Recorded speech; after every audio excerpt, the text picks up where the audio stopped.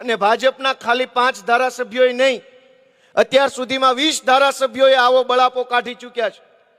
એમાં મહેશભાઈ ભુરિયા છે, ભાજપના ધારાસભ્ય, એણે સરકારમાં એવું લખીને આપ્યું કે અધિકારીઓ ભાજપના ધારાસભ્યોને ભાજીમૂળા સમજે છે।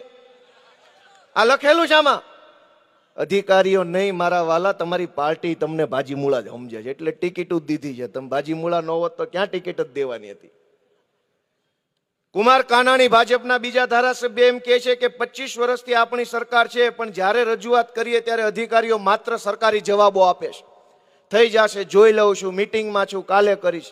ભાજપના ધારાસભ્ય અરવિંદભાઈ લાડાણી, એણે મુખ્યમંત્રીને પત્ર લખ્યો કે પોલીસ મહિને 70,000નો જુગારમાંથી હપ્તો લે છે, ક્લબ ચલાવે છે, અને હું કહું છું તો મારું કોઈ ઉપજતું નથી। ભાજપના ધારાસભ્ય સંજયભાઈ કોરડિયાએ લખ્યું છે કે કોઈ અધિકારી કામ કરાવવા જઈએ તો રૂપિયા માગે છે। ભાજપ